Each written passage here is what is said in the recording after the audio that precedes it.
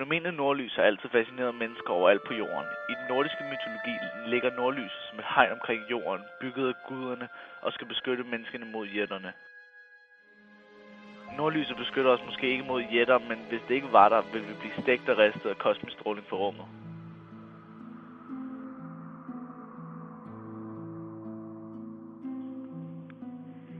Det hele starter tusindvis af kilometer væk, i solen.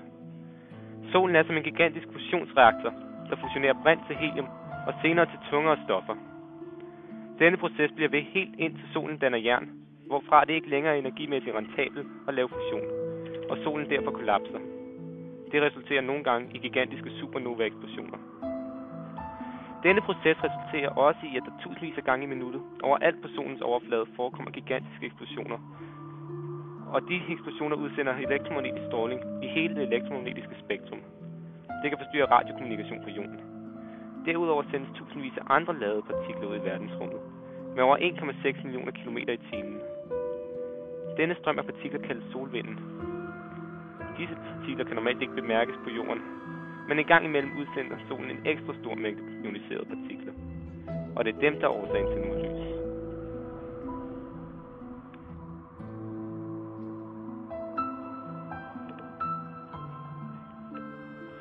Det tager ca. 40 timer for partiklerne at bevæge sig fra solen til jorden, hvor de vil ramme jordens magnetfelt, der fungerer som et skjold rundt om jorden, der afbøjer den kosmiske stråling. Dette er utrolig vigtigt for livet på jorden, fordi vi, hvis magnetfeltet ikke var der, ville blive ramt af store mængder ioniserende stråling. Jordens magnetfelt opfører sig lidt ligesom, hvis der lå en gigantisk stangmagnet inde i jorden, med sin nordpol lidt forskudt fra jordens geografiske sydpol, og sin sydpol lidt forskudt fra den geografiske nordpol.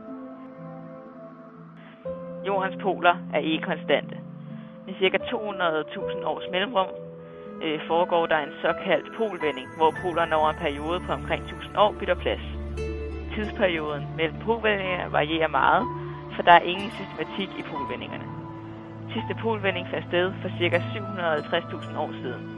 Mens polvendingerne finder sted, vil man kunne se polarlys overalt på jorden.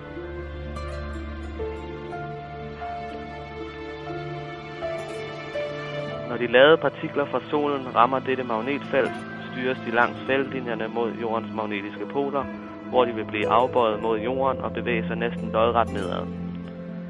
Dette er årsagen til, at nordlys kun opstår omkring jordens poler.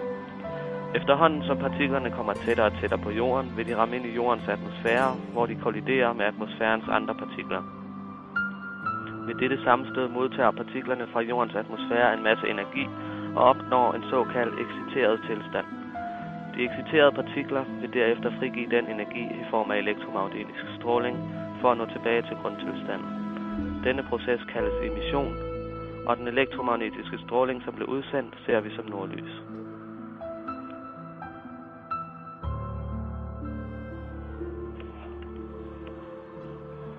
Farven på lyset afhænger af, hvilke partikler de ioniserede partikler fra soludbruddet kolliderer med og højden på kollisionen. Kollisioner med ilt fører til grønne og brunrøde lysudslip. Kollisioner med kvælstof fører til blåt og rødt lys.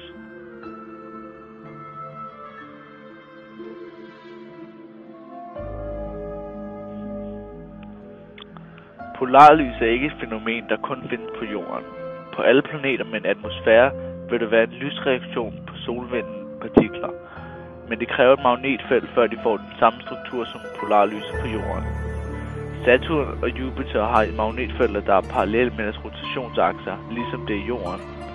Det resulterer i en ring af polarlys omkring disse planeters poler. Når den magnetiske akse ikke er parallel med rotationsaksen, som det ses på Uranus og Neptun, bliver billedet mere rodet, men der er dog stadig polarlys. Man har med Hubble-teleskopet optaget billeder af polarlyset på Jupiter, Saturn, Uranus og Neptun, og nordlyslignende emissioner på Jupiters måner. Man har også observeret nordlys på Mars, men Mars har ikke nogen indre magnetfelt.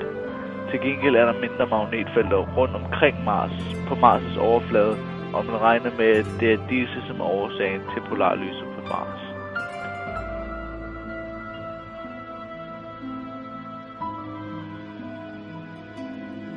Nordlys er altså et resultat af jordens magnetfelt, som afbøjer solens udsendte partikler. Hvis ikke dette fandt sted, ville vi blive stegt og ristet Så med andre ord vil mennesket ikke eksistere.